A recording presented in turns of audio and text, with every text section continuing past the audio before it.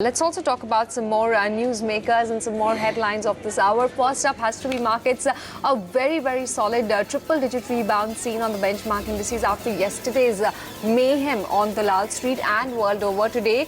Now that the global markets have seen a good rebound, we're witnessing the D Street also replicate a similar kind of move. In fact, if you look at the benchmark, Sensex is up 260 points, Nifty is up 75 points at this juncture. Let's talk about some more individual news developments as well. And Chandra assessing the losses at Tata Steel. He says he cannot keep funding Port Talbot losses and Tata Steel cannot be continuing with it at this juncture. That's a very big and a very strong statement coming in from the top boss at Tata Sons and Chandrasekaran. Meanwhile, Dhoni Malai stalemate is something that's ailing NMDC. Reports suggest that the stalemate is over renewal of NMDC Dhoni Malai mining lease, which continues to be a big overhang. Solid deposit growth seen for HDFC Bank in the meantime. Advances aggregated to approximately with a growth of 20%. Deposits also were up 25% year on year. CASA ratio stood at a healthy 39.5%. And during Q3, the bank purchased loans aggregating to 42.5 billion rupees through direct assignment route under the home loan arrangement that they have with HDFC Limited. So on back of a solid Q3 update, HDFC Bank is very much in focus. Let's talk about CCD as well. A deal seems to be brewing on that front. What AT is reporting is that the CCD IT Park deal could happen as soon as within a week's time, and that's the reason why CCD is also on our radar today. Okay, looking at the market, just how yesterday we saw only a handful of names gain in trade. Right now, it's only a handful of names declining by about 10 odd names declining, 40 advancing on the benchmark Nifty 50. Look at the top gainers. Vedanta is up 3%, Z Entertainment, Tata Steel, Reliance Industries, NTPC, these heavyweights are gaining more than 1.5% each at this juncture. There are also the likes of UPL, Yes Bank, Asian Paints, JSW Steel, IOC. So it's really a mixed bag as far as the gainers are concerned. All the indices seem to be in the green, very firmly so. Metal Index is leading the charge. It's up 1.1%. Nifty Realty is up 1.2% as well. You're looking at a solid gain coming in for Nifty Bank. It's up 0.6%. There's media names also doing fairly well. IT and FMCG are also in firm fettle.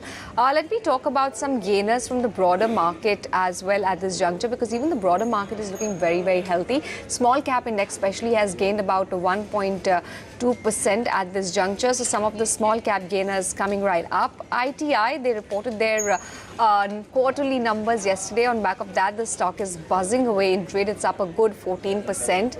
There's Adani Green, there's India Bulls as well. There's Intellect Design, Praj Industries, Metropolis, Renuka Sugars, JK Tires, Brigade Enterprises. A lot of these small cap names gaining in the excess of 3.5% to 4% each. There's an Avanti feed which continues to gain in trade, and Dixon Technologies, JM Financial, Heritage Foods. So it's really a host of names coming in at this juncture, which are really leading from the forefront as far as the small cap is concerned. We have Kunal Bothra joining in on the show for the technicals, and Ashish Kapur on the fundamentals. Ashish, hi, morning. I'll come to you first. What are your long-term wealth creation bets?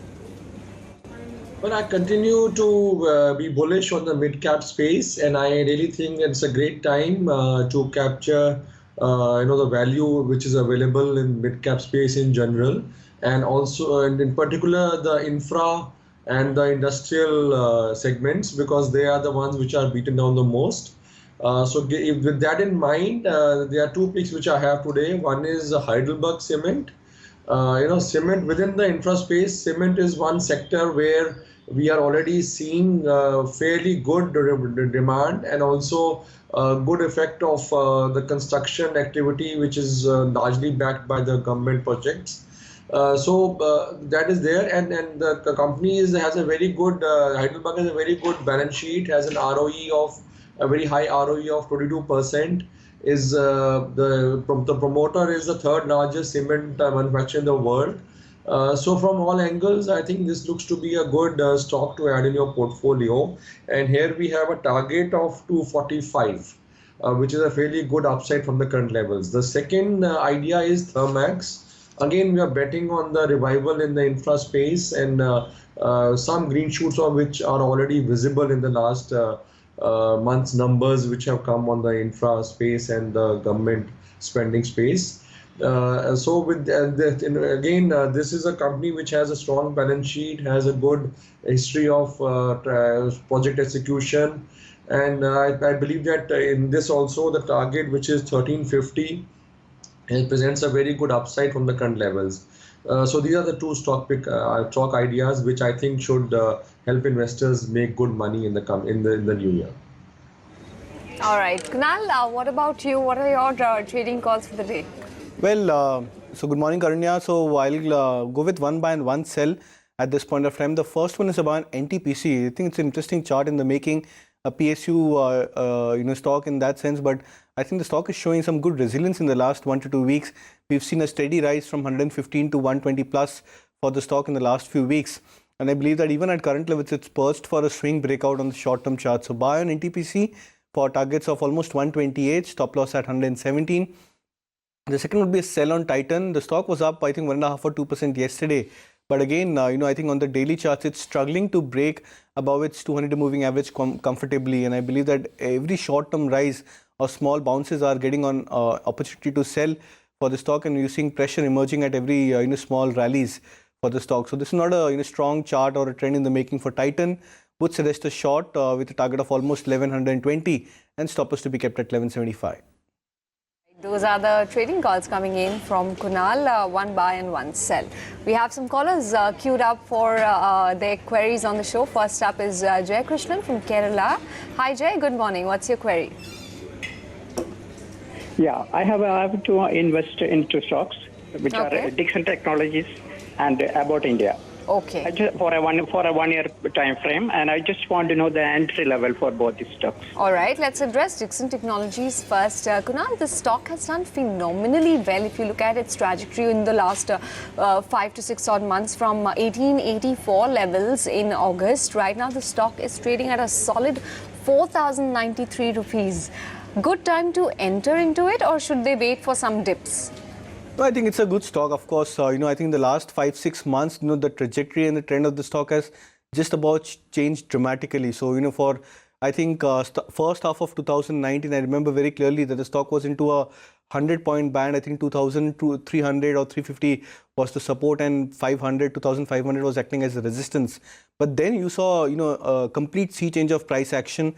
Now there are volumes which are picking up higher. Look at it in this manner that on the daily charts, the stock, once it has broken, above the 200 and the 50-day moving average, has not even come back to the 50-day moving average for even once in the last, I think, 4-5 months of this price rally, which is a very positive sign, and which is also an indication that the stock could continue to move up higher on long-term charts. So I would say that, have a buy on dips approach, because, for such stocks to try and, they generally find momentum and, the signature of highs for many of these stocks when they come back to their life highs. So buy on dips approach is what I would, have for Dixon, but I think it's a very good stock to hold on from a longer term view, especially looking at the change of trend in the last 5-6 months. Okay, Ashish, do you agree with Kunal? 4,093 seems a bit high, and perhaps they should wait for the stock to correct a little bit to buy? No, I think Dixon is a very good company, doing fairly well, consistently performing company. So they need not necessarily come down or give you an entry price lower than the current price. So I think if the investor has a reasonably good time period, it's a great time to, like I said earlier, great time to look at individual stock picks, especially in the mid-cap space. And Dixon Technologies is one stock which has been continuously doing well, performing well. And I think with their presence in the electronic manufacturing space, very well established, I think the future looks fairly bright, because for whatever maybe the slowdown worries, the consumer spending, at least in certain segments, is still fairly strong, and electronics is one of them. So I don't see any, and especially with a very well established and diversified manufacturer like Dixon, which is manufacturing across the board for various other brands. So I think their model is also very safe. So I don't see any reason to worry. I think the investor should go ahead and buy this stock. Okay, that's the word on Dixon Technologies. Both of them have given their thumbs up to this one. Abbott India is another stock that Jay would like to invest in at the current market price. Kunal, right now at 12,767 to be precise, and the stock once again, like Dixon, has seen a very phenomenal run up in the last 1 year. So again, a very similar sort of a view for Abbott as well. Currently, I think the stock has been an exceptional performer, not just in the last 8 months, 9 months, but over the last few years as well. It's been doing phenomenally for itself, and trying to buy these stocks at the upper end of the price ranges could probably call for more waiting time and rather than more rewarding time. So I think in that sense, again, I would have a similar view or advice that have a buy on dips approach for Abbott as well.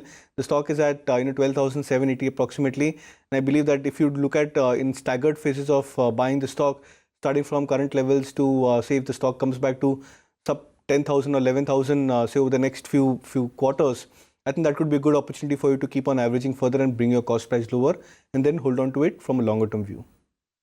Ashish, how are you reading into Abbott India's fundamentals? Is it a good time to buy it at 12,700 levels? It is expensive, there's no doubt about it. The stock has run up a lot, but given the fact that within the pharma space, the MNC pharma is coming back in a big way because of the stability and durability of their earnings, and with whatever has happened on the domestic pharma front in the last couple of years, especially regarding the US FDA problems which the whole sector, the domestic pharma sector seems to be facing, focus is really shifted to MNC pharma. Within MNC pharma, there is actually a scarcity premium also because there are only 3-4 players. So given all that, I think Abbott India would continue to trade at a very high PE. So I think although it's expensive right now, I think it will remain expensive and it will continue to deliver returns also. So it's not a value pick, but certainly given the fact that it is doing well, it is a space which has very few other alternate options. So this premium would remain going forward. So if you're an investor who's very passive and looking for a very safe stock, which over the years would appreciate reasonably, would give you good returns, but also with the very low risk, then Abbott India certainly fits the bill. It will not probably be a great performer from here, but it will certainly give you moderate to reasonably good returns, and will also come in with very low returns. So overall, I think it's a good stock which the investor should buy. All right. Okay, Jay, thank you so much for calling us, and I hope our experts were able to guide you better and you can take a prudent decision basis of what they had to advise to you. Thank you for calling us. We have another caller joining us right now. Good morning. What's your name and what's the query? Hello. Yes, good morning. See, my name is, good morning. My name is Rusi Pesuna. Okay. I have 11,000 shares of Yes Bank at 72.50. Okay. Now, sometime back that Gill had announced quite categorically that he would raise the money by $3 billion before the end of December. Yes. There is no news about it, no news whatsoever. Secondly, I want to know whether that the Reserve Bank appointed director, Mr. Gandhi, has he resigned? Okay. Let's assess the fundamentals first. Then, Ashish, definitely, the market was extremely disappointed because the fundraising activity, which was supposed to be concluded or at least have a solid clarity by the end of 2019, did not happen, and the stock was punished clearly by the investor community. But overall, looking at the fundamentals of Yes Bank at the moment, what would be your call? Look, the fundamentals can really, vary depending on whether they are able to raise money which they very desperately need. So if the bank is able to recapitalize itself going forward, then certainly it will survive. It is a very great franchise. It still has a very good presence. It has a number of branches, very visible presence, and is also very diversified in the services. So everything is good. It's just that the NPA problem, which has really ballooned up, and so then the capital of the bank is in danger of being wiped out. So at this stage, very difficult to say whether whether this bank will survive in its present format or will get taken over by some other, some other banking entity. And if it gets taken over, what will be the value which will be left for the shareholders? So it's a very high risk, high reward kind of a situation. Whether the investor is comfortable with that kind of risk return paradigm, then certainly stay invested. It could go either way. I mean, if things go well, then his buying price 72 would really be achieved in a very short period of time, and he would also make good money on it. But if it doesn't happen, the bank is ultimately merged with some other entity. Chances are that his would get really wiped out. So it's a high risk return. Okay. Okay, Kunal, do you agree with Ashish? I mean, this is the trader's favorite stock. We keep getting calls day after day for Yes Bank. What is your advice? I think it's not no more a trader's favorite, Karunya, frankly, because of the increase in lot size which has happened for Yes Bank. Look at the volumes on the cash side. Just a week back, it was, and the volumes have almost not just halved. I think the drop is almost to the tune of 75%. For the cash volumes for Yes Bank. That itself tells you that the participation level or activity has dropped back. I would also agree that the stock is more of a news flow stock. If the news flow improves and the anticipation of the fundraising, if it happens, then you might see activity coming back into the stock, maybe a comeback of sorts as well. But if there is no news flow which arises, then the stock would remain low at levels of 45 approximately, and there could be chance that it might drag lower as well going forward. And okay, well, you heard them. Thank you so much, Mr. Rusi Bisuna, for calling us, and I hope you can take the correct decision basis of what they had to advise you. Next up, Sunil Kumar is with us on the phone line from Jaipur. Sunil ji, thank you so much call करने के लिए. क्या query है आपका? 1000 share पड़े हैं Suzlon energy. Okay, आप short term के लिए कंसिडर कर रहे हैं या लॉन्ग टर्म इन्वेस्टर हैं? लॉन्ग टर्म के लिए पता लेंगे, कोई दिक्कत नहीं है. Okay, Kunal, Suzlon Energy is the stock that he's talking about, I believe. Your advice to him? Well, frankly, I don't track the stock, Karnya, so I wouldn't be able to give an advice as such. But yes, I think the stock is now getting a lot of investor interest in the recent last 3-4 days because of the tendency of the stock hitting an up circuit on a regular basis and the volumes pushing up higher. But frankly, we've seen this phenomena happening for Suzlon since last so many years as well. It has a tendency of moving up on small bursts of periods of high volumes, and then it gets more retail activity or participation coming back, but then the stock trend comes back on the lower end. So I wouldn't advise on Suzlon as of now, but I believe that you have to be very cautious when you're looking at long-term investing in such stocks. Ashish, quickly, Suzlon Energy, what's your call? My call is to avoid, because I think the company has flattered to deceive a number of times on number of different occasions in the past 10 years. It continues to disappoint, continues to erode capital. Even if it looks 3 rupees looks very cheap, I think the chances are that you will end up wasting time and also losing money on this. Market, like I said earlier, is in a very good stage. There are very good opportunities in the entire mid-cap, in the mid-cap as well as some large-cap space also. So look at better opportunities. Why should you go after the losers, which really have never been able to create wealth over a long period of time in the past? All right, thank you for calling us. Then I hope आप सही call ले सकेंगे Suzlon Energy के लिए, Mr. Sunil.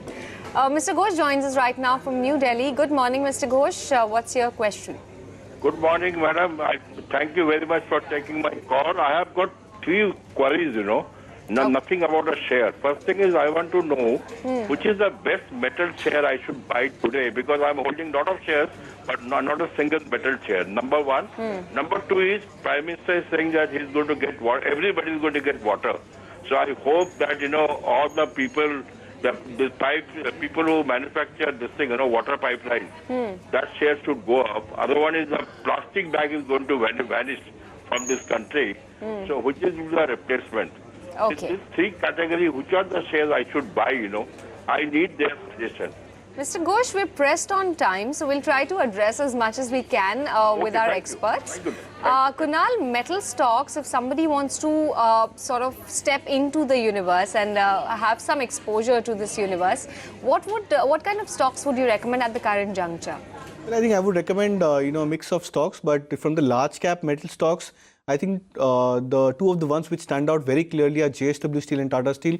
So you can pick either of them, based on your study on the company fundamentals as well. I think both of them, they look fairly attractive. But when you come back to the mid cap universe, then I believe the likes of Hindalco and even SAIL to a large extent, I think shows a lot of potential on the longer term chart. So you can pick on maybe one or two stocks out of these four on the metal pack. Ashish, fundamentally, which stock seems the most attractive in terms of fundamentals, valuations, performance, etc. in the metals pack? Well, I will quickly try and address all his three segments. In the metal space, go for JSW Steel. According to me, that looks fundamentally the best. In the way I was talking about water management, I think in that go for Ion Exchange, a very well managed company and will be a great beneficiary of water conservation and water treatment going forward. The third was plastics concern. The plastic, one of the replacements of plastic would be paper, which would gain in many ways. And here in this paper industry, go for JK paper. So JK paper, JSW Steel and Ion Exchange. These are the three stock ideas in the three segments which the investor talked about. Well, Mr. Ghosh, there you have it. All questions addressed by Ashish and Kunal as well. Thank you for calling us. Rama Verma from Kerala is with us right now. Good morning, Mr. Verma. What's your query? Good morning. I have... Go ahead. Good morning. I have two shares to ask you. One is SpiceJet. That is 100 shares. I have it at 131 rupees. Okay. So are you a long-term investor or short-term trader? A long-term investor. Okay. Kunal, next is... Okay, yeah. Hello? Yeah. Next is Graphite India Limited. Okay. I have 100 shares at 337 rupees. Okay. Kunal, help us address both of these stocks, Graphite India as well as SpiceJet, one by one. I think you'll start with SpiceJet. I think it's a decent chart on the longer term basis. The stock has corrected in the last 1 year. I think it's almost corrected from 180, 190 levels to where it's currently placed on this 100 plus mark. But I believe that at current levels, it's seen a lot of demand, a lot of price action as well. So on the longer term charts, it's oversold and there could be a reasonable bounce from current levels as well. So I would advise a hold on SpiceJet. And the other stock, Graphite India, I don't sense that this is a stock which you should hold on from a longer term view. It's an extremely high beta stock. The stock had rocketed almost 10 times in the last, I think, 1 or 2 years. And it's fallen also in a similar manner. So such kind of stocks, generally, I think they go off long-term investors' radar for quite some time and they remain more sideways. So I don't sense that Graphite India should be a stock which you should hold on from a longer term view. Okay, Ashish, do you agree with Kunal's view? Yeah, I agree with Kunal's view. I think SpiceJet clearly a stock which one can buy because within the airline space there is a lot of consolidation. Very few players are left, and SpiceJet is one of the few players which is growing and adding to its fleet. So though it's a high beta industry, it gets affected by various factors. But currently, I think for the next couple of years, I think the airline industry, especially SpiceJet, should see a good uptrend from here.